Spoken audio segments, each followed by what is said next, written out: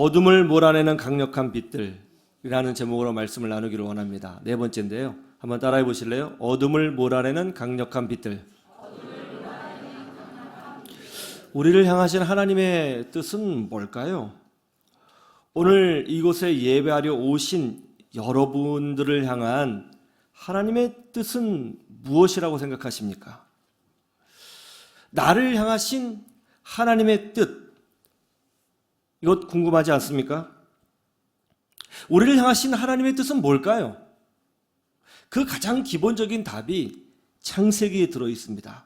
우리 창세기 1장 26절에서 18절 말씀을 한번 보시겠습니다. 창세기 1장 26절에서 28절까지 말씀 제가 봉독합니다.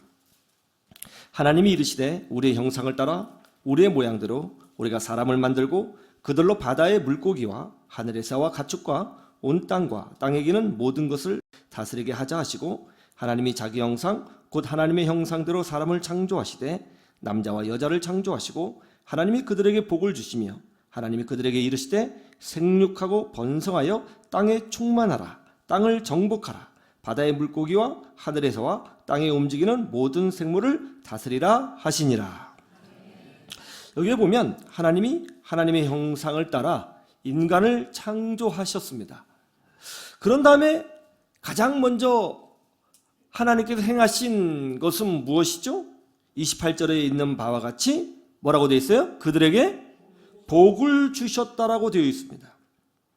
인간을 창조하신 후에 하나님께서 인간에게 말씀하시기를 거룩하게 살아라 혹은 충성되게 살아라 혹은 예배자로 살아라 만물을 다스려라 그렇게 명령을 먼저 주신 것이 아니라 뜻밖에도 이런 명령을 주시기 전에 하나님께서 가장 먼저 인간을 향하여 행하신 행위는 무엇이었느냐 하면 복을 주시는 행위였습니다. 복을 먼저 주시고 그런 다음에 명령하셨어요. 인간을 향하신 하나님의 가장 최초의 행하심, 그것이 뭐라고요? 복주심이었습니다. 왜 그렇게 하셨을까요? 가장 처음 인간을 향하여 하나님께서 행하신 인류 역사 가운데, 우주 역사 가운데 가장 먼저 행하신 하나님의 행위는 인간의 복주심이었는데 왜 그러셨을까 하는 거예요. 그 이유가 뭐죠? 그것은 바로 하나님은 하나님의 형상으로 창조된 우리가 하나님의 복을 누리는 자로 살아가기를 원하셨기 때문에 그렇게 행하신 것입니다. 하나님의 뜻은 이거예요. 우리가 여러분 모두가 그리고 인류가 하나님께서 주시는 복을 누리며 살아가는 것, 이것이 분명한 하나님의 뜻입니다. 그런데 이 말씀을 통해서 우리가 배워야 할 것이 또 있죠. 그것이 뭐죠? 하나님이 인간을 창조하시고 제일 먼저 하신 것이 복주심이었는데 이 말씀의 의미가 뭐냐면 인간은 절대적으로 복이 필요한 존재라는 거예요. 만약 인간에게 복이 필요하지 않는다면 하나님께서 왜 인간에게 복을 먼저 선포하셨겠습니까? 세 번째로 우리가 알 수 있는 건 뭐냐면 복은 오직 하나님께로만 나온다는 거예요. 하나님만이 복을 주실 수 있는 유일한 분이시라는 거예요. 복은 인간이 만들어내는 것이 아닙니다. 복은 어떤 우상이 주는 것이 아닙니다. 복은 어떤 요행수로 우연히 일어나는 것도 아닙니다. 복은 하나님에게서만 나오는 특별한 능력인 거예요. 하나님의 형상으로 창조된 인간이 하나님께서 주시는 복을 누리며 사는 것, 이것이 여러분을 향하신 하나님의 뜻입니다. 오늘날도 마찬가지죠. 우리를 향하신 하나님의 뜻이 무엇이냐라고 했을 때 가장 기본적인 것, 하나님의 복주심을 누리며 살아가는 하나님의 자녀들, 이것이 바로 여러분 모두에게 행하신 하나님의 뜻이에요.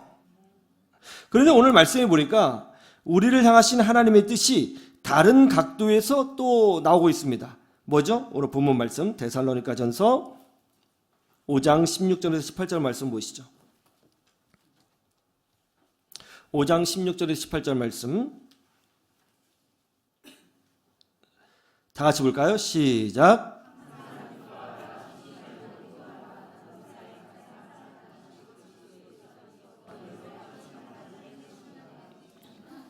항상 기뻐하라. 쉬지 말고 기도하라. 범사에 감사하라.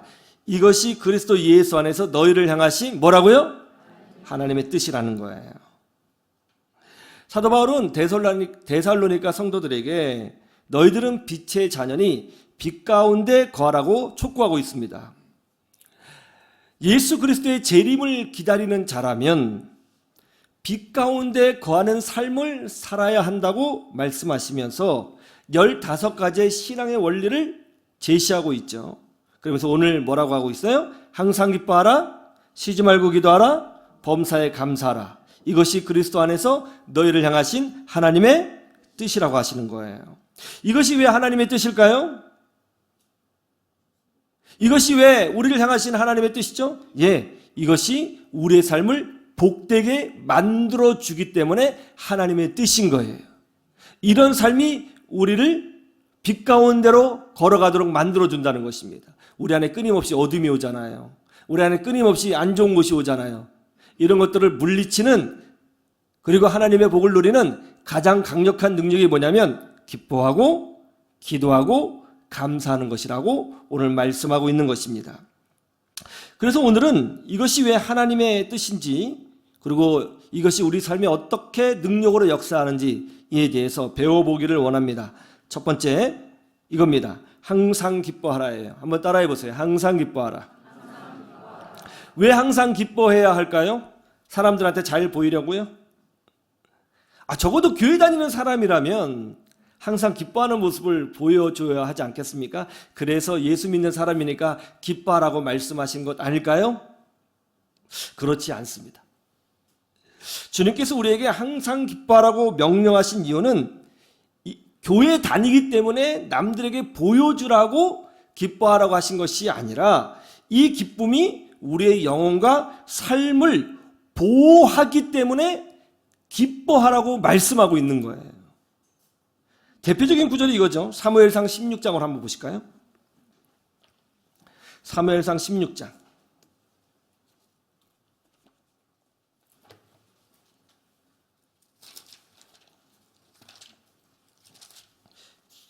14절.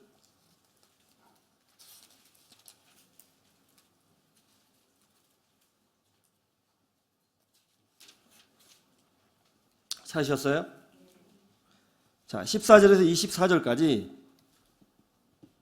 14절에서 23절까지 우리 한번 한 절씩 저랑 교독해 보도록 하겠습니다. 여호와의 영이 사울에게서 떠나고 여호와께서 부리시는 악령이 그를 번뇌하게 한지라.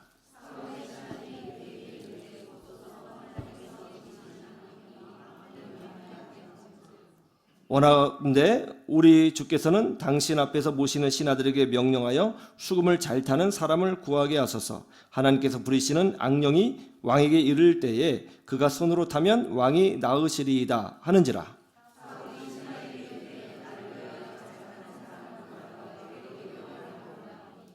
소년 중 한 사람이 대답하여 이르되 내가 베들레헴 사람 이새의 아들을 본즉 수금을 탈 줄 알고 용기와 무용과 구변이 있는 준수한 자라. 여호와께서 그와 함께 계시더이다 하더라.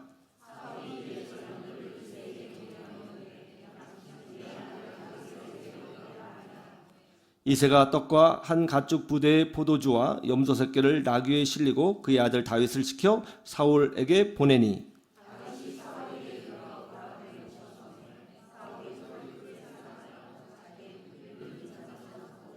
또 사울이 이새에게 사람을 보내어 이르되 원하건대 다윗을 내 앞에 모셔 서게 하라. 그가 내게 은총을 얻었느니라 하니라.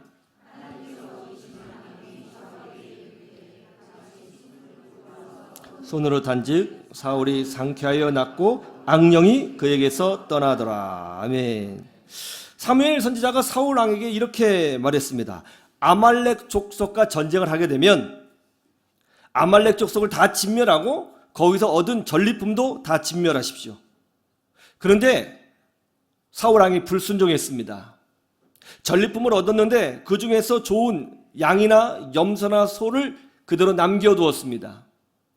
나중에 사무엘 선지자가 와서 그것을 알고 호통을 칩니다. 어찌하여 이렇게 했습니까? 그러자 사울왕이 이렇게 답변합니다. 하나님께 예배 드리려고, 예배 드릴 때 헌금용으로 쓰려고, 제사할 때 제물로 쓰려고 남겨두었습니다. 그때 사무엘 선지자가 이렇게 말하죠. 순종이 제사보다 낫습니다.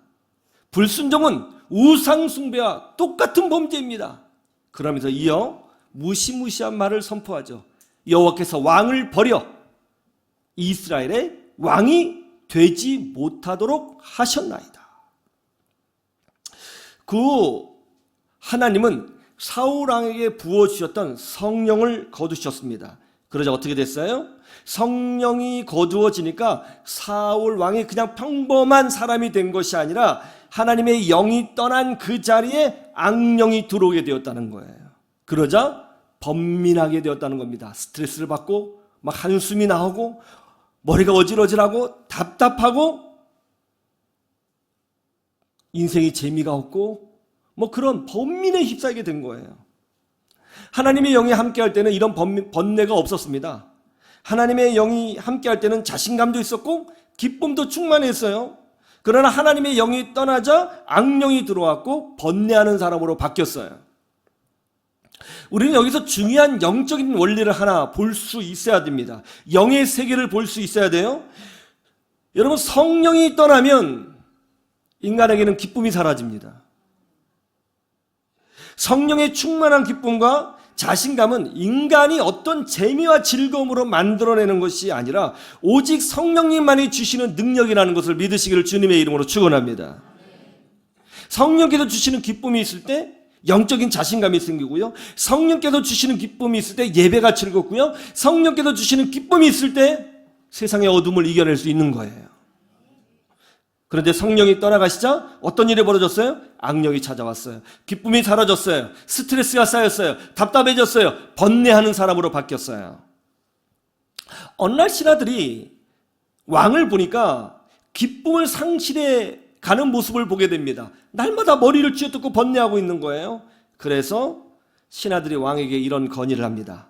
폐하, 악기를 잘 다룰 줄 아는 자를 불러서 왕 앞에서 노래를 부르게 하면 어떻겠습니까? 그러면 좀 마음이 상쾌해지지 않겠습니까? 그 사울왕이 좋은 생각이다.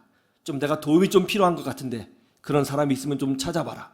그래서 찾고 찾았더니 놀랍게도 누구예요? 다윗이었어요. 그런데 이제 다윗이 사울왕 앞에서 악기를 연주하고 노래를 부르게 되었습니다. 여러분, 이게 무슨 행위예요? 기쁨을 불러일으키는 행위죠. 왜 풍악을 올려요? 흥을 돋우려고 하는 것이죠. 기쁨이 충만케 하려고 그렇게 행하는 거예요. 자, 이제 다윗이 그 앞에서 수금을 타고 찬양을 불렀겠죠? 어떤 일이 벌어졌어요? 23절 한번 보세요. 자, 이런 일이 벌어졌습니다. 23절 시작. 하나님께서 부리시는 악령이 사울에게 이를 때에 다윗이 수금을 들고 와서 손으로 탄즉 사울이 상쾌하여 낫고 악령이 그에게서 떠나더라. 할렐루야. 자, 어떤 일이 벌어졌어요? 다윗이 수금을 타고 노래를 부르니까 사울에게 어느 정도 기쁨이 임한 것 같아요. 그러자 악령이 떠나갔다는 거예요. 여러분, 놀랍죠? 근데 여러분 생각해 보세요. 이게 단지 악기를 연주하고 노래를 불렀다고 해서 악령이 떠나갔다 이렇게 생각할 수 있어요? 악기와 노래가 무슨 능력이 있겠습니까? 영적인 세계에. 이건 아무런 능력이 없어요. 그냥 도구일 뿐입니다. 그러면 어떻게 악령이 떠나가게 된 것이죠? 예, 그 답은 여기 있어요. 자, 18절에 보면 이렇게 되어 있습니다. 자, 보세요. 소년 중 한 사람이 대답하여 이르되 내가 베들레헴 사람 이새의 아들을 본즉 수금을 탈 줄 알고, 여기까지 우리가 알아요. 용기와 무용과 구별이 있는 준수한 자라. 그 다음이 해답이에요. 시작. 여호와께서 그와 함께 계시더이다 하더라. 할렐루야. 왜 악령이 떠났어요? 예, 다윗 안에 성령이 계셨기 때문에 악령이 떠나간 거예요. 성령이 충만한 다윗, 성령의 기쁨, 성령의 기쁨을 소유하고 있어요. 그 어린 다윗이 그가 찬양을 하자 악령이 떠나갔어요. 성령의 기쁨이 충만한 사람 옆에 있으면 그 사람은요, 믿음이 좋아져요. 기쁨이 넘쳐요. 함께 대화하면, 은혜로운 이야기를 하면 시간 가는 줄 모릅니다. 성령의 기쁨이 있는 사람들은 주변 사람들을 치유할 수 있어요. 성령의 기쁨이 있는 사람들은 악한 영도 물리칠 수 있는 능력이 있어요. 그래서 성령의 기쁨은 악한 세력을 물리치는 능력이고 나에게 힘을 주는 능력이고 세상을 이기는 힘이 되는 것입니다. 그래서 오늘 말씀에 뭐라고 말씀하고 있는 거예요? 항상 기뻐하라는 거예요. 왜 항상이에요? 악한 것들이 항상 우리를 공격하거든요. 그러므로 우리도 항상 성령의 기쁨으로 충만해야 되는 것입니다. 저는 여러분 모두가 성령의 기쁨으로 충만하시기를 주님의 이름으로 축원합니다. 기쁨을 잃어버리지 마세요. 기쁨은 저절로 오는 것이 아니에요. 항상 성령으로 충만할 때 성령님이 주시는 거예요. 저는 그래서 여러분 모두가 세상을 이기는 복된 주의 자녀들이 되시기를 주님의 이름으로 축원합니다. 두 번째, 쉬지 말고 기도하라예요. 한번 따라해 보세요. 쉬지 말고 기도하라. 왜 쉬지 말고 기도하라고 하시죠? 쉬지 말고 기도하라는 뜻이 뭐예요? 24시간 내내 기도하라는 건가요? 그러면 직장 일은 어떻게 하죠? 식사 준비는 어떻게 하고요? 그리고 그 지긋지긋한 설거지는 어떻게 해요? 언제 일하고 언제 공부해요? 우리는 쉬지 않고 기도할 수 없어요. 그런데 성경은 쉬지 말고 기도하라고 말씀하고 있습니다. 이게 무슨 뜻이에요? 유대인들은 하루에 3번 기도합니다. 이슬람 사람들은 5번 기도하고요. 유대인들은 아침부터 12시 사이에 샤리트라고 하는 기도 의식을 행하고요. 정오에서 저녁 때까지 민하라고 하는 기도 의식을 행하고요. 해가 진 후에 잠자리에 들기 전에 아르비트라고 하는 기도 의식을 행합니다. 이래서 이렇게 유대인들은 하루 3번 정해진 시간, 그러니까 아침부터 점심 때까지 자기가 원하는 자유롭게 그 중에 한 번 시간을 정해서 기도를 해요. 어쨌든 하루에 3번 기도를 해요. 이렇게 규칙적으로 기도에 시간을 정해놓고 기도하는 것, 우리는 이것을 쉬지 않고 기도한다고 말하는 거예요. 규칙적인 기도 생활. 그런데 쉬지 말고 기도하라는 말씀에는 또 다른 의미가 있어요. 그것이 뭔지 아세요? 기도하기 싫을 때, 기도가 안 나올 때, 그때도 기도하라는 거예요. 누가복음 18장 1절 보세요. 누가복음 18장 1절.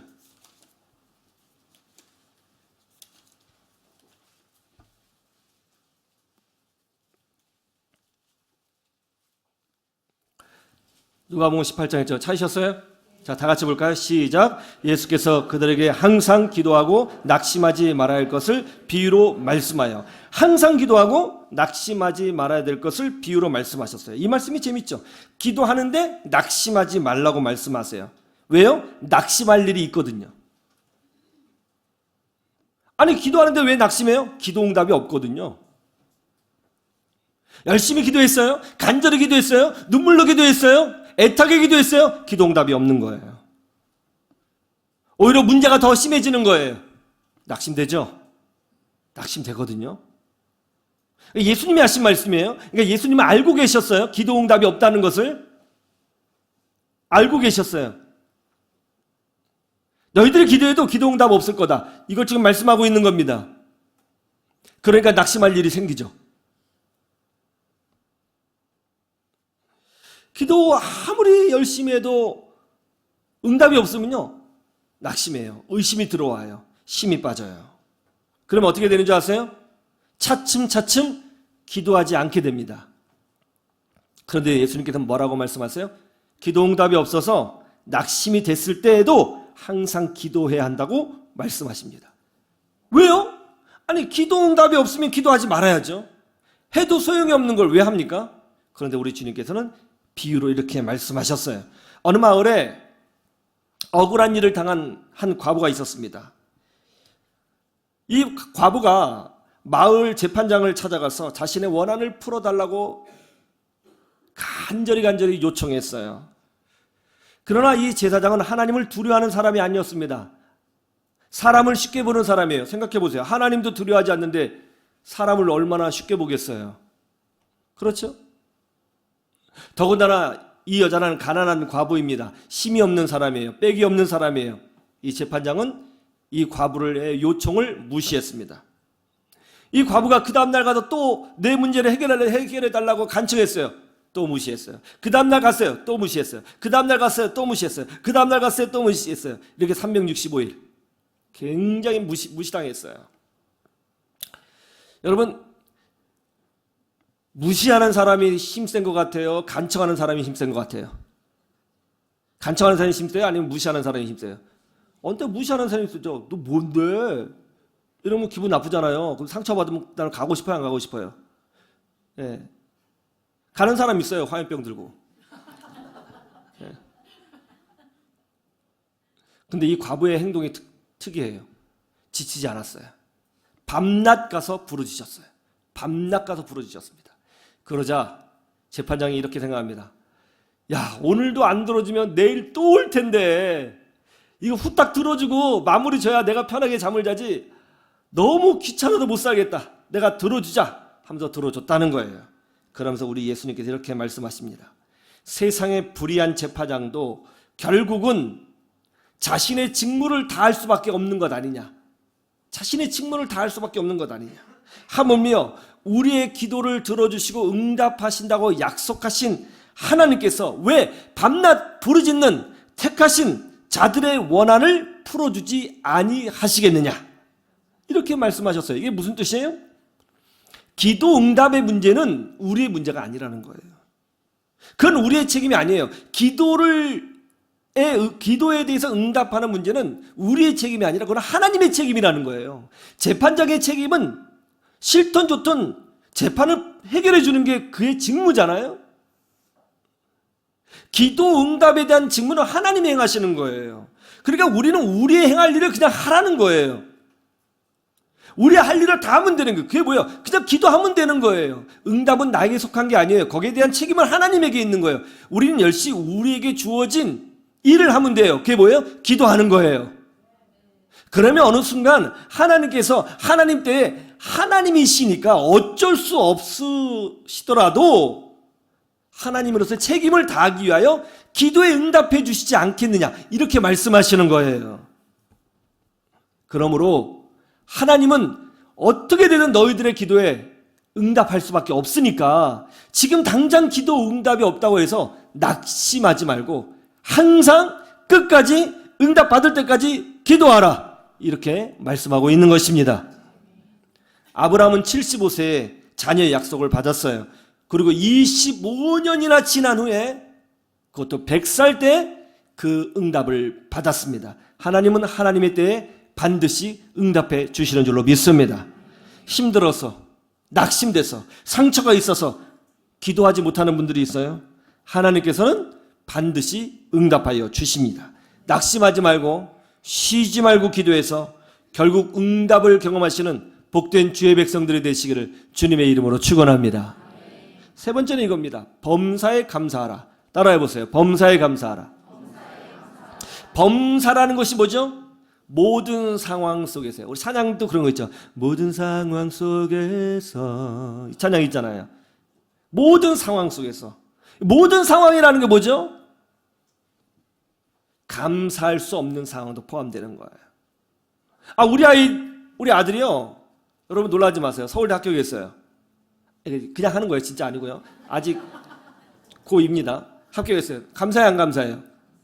저는 감사한데 여러분 열받겠죠. 그죠? 감사하죠. 이런 거 누구나 할 수 있어요.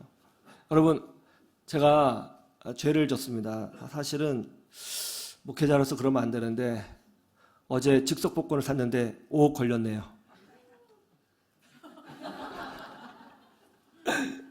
이런 거 감사한 거죠. 예. 누구나 할 수 있는 거예요. 그런데 갑자기 직장을 잃었어요. 그런데 교통사고 났어요. 그런데 암에 걸렸어요. 그런데 내 자녀에게 안 좋은 일이 생겼어요. 감사할 수 있어요? 참 어려운 문제입니다. 여기서 범사라는 것은 이거를 포함하는 거예요. 모든 상황. 좋은 일이 있을 때 감사한 것은 당연한 일이고 매우 쉬운 일이에요. 근데 감사할 수가 없어요. 지금 상황이 너무 힘들어요. 장사도 안 되고 애들 문제 계속 일으키고 몸에 질병이 있고 기도해도 응답도 안 되고 가정에 불화가 있고 어떻게 감사해요? 이거 쉬운 일이 아니에요. 그런데 우리 주님은 그걸 아십니다. 그래서 이렇게 말씀하신 거예요. 범사에 감사하라. 왜요? 도대체 왜요? 이렇게 말씀하고 있는 거예요. 그 모든 상황을 너희의 아버지 되신 하나님이 다 알고 계신다. 그렇기 때문에 감사라는 것입니다. 이 세상의 모든 일은 자기 마음대로 돌아가지 않습니다. 다 하나님 손 안에 있어요. 비록 지금 이 일이 나한테 굉장히 불리하고요, 나한테 굉장히 손해되는 일이고요, 나를 슬프게 하고요, 힘들게 하고요, 기도 응답이 안 되는 것 같이 보여질 수 있어요. 그러나 나중에 천국 가서 주님을 만나게 되면 그 모든 상황 속에서 하나님은 위대한 일을 행하고 계셨고 어떤 목적이 있으셨고 그것을 통해서 하나님께서 뭔가를 이루고 계셨다는 것을 깨닫게 될 것입니다. 우리는 하나님을 믿는 사람이에요. 하나님을 믿는다는 건 뭐냐면 하나님께서 역사의 주인이 되신다는 것을 믿는 것입니다. 그렇다면 우리는 모든 상황에서 하나님이 계시기 때문에 감사할 수 있다는 거예요. 굉장히 어렵지만 하나님을 믿기 때문에 가능한 일인 것입니다. 윌마 루돌프라고 하는 여자아이가 태어났습니다. 흑인 아이예요. 가난한 가정에서 태어났고요. 태어날 때 12번째 아이로 태어났는데 1.8kg 미숙아로 태어났습니다. 태어나지 얼마 안 돼서 소아마비에 걸렸습니다. 장애인이 되었습니다. 평생 걷지 못한다는 진단을 받았어요. 흑인이고 여자아이고 장애가 있었기 때문에 성장하면서 아주 심한 차별과 인격 모독을 당하면서 성장할 수밖에 없었습니다. 그러나 감사하게도 이 가정은 믿음의 가정이었어요. 특별히 어머니가 기도를 많이 하는 어머니였습니다. 이 어머니는 차별당해서 울고 있는 장애인이라고 흑인이라고 울고 있는 딸을 향해서 항상 안아주면서 이렇게 말을 했다고 해요. 그래도 우리 감사하자. 이렇게라도 살아있는 것이 얼마나 귀한 일이야. 이렇게라도 건강한 게 얼마나 귀한 일이야. 우리 감사하자. 이 엄마의 신앙은요, 자녀에게 큰 영향을 미치잖아요. 이 윌마가 엄마의 신앙 때문에 큰 은혜를 많이 받았던 모양이에요.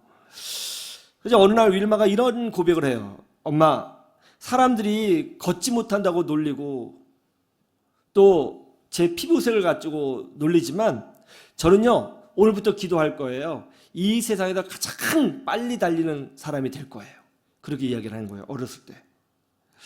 그래서 이 아이가 그렇게 날마다 기도하더니 9살 때 의사의 만류에도 불구하고 교정기를 스스로 떼어버리고 혼자 걷는 훈련을 시작했습니다.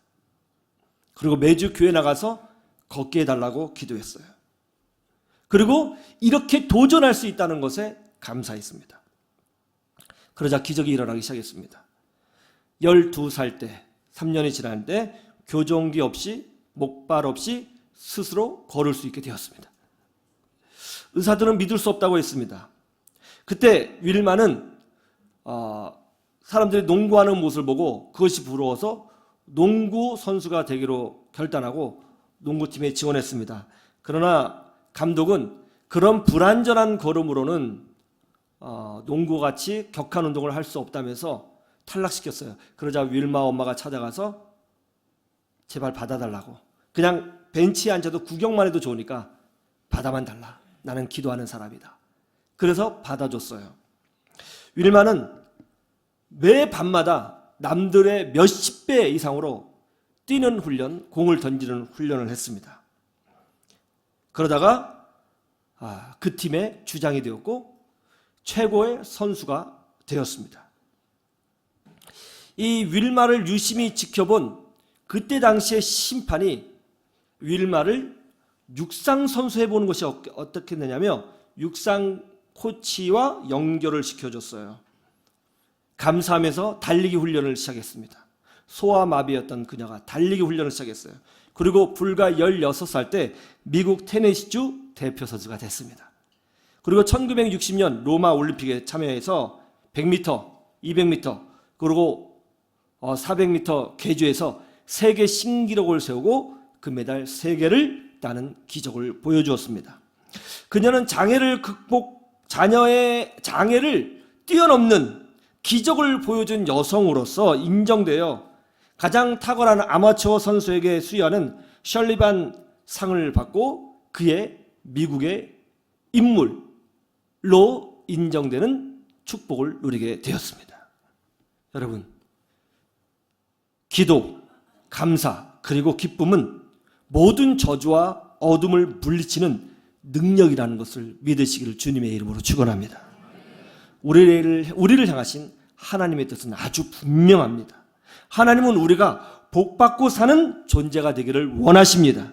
그래서 우리는 항상 기뻐하고 쉬지 말고 기도하고 범사에 감사해야 하는 것입니다. 여러분 모두가 그런 복된 인생이 되시고 이 진리로 모든 어둠을 물리치시고 하나님의 복을 누리시는 주의 자녀들이 되시기를 주님의 이름으로 축원합니다. 축원합니다.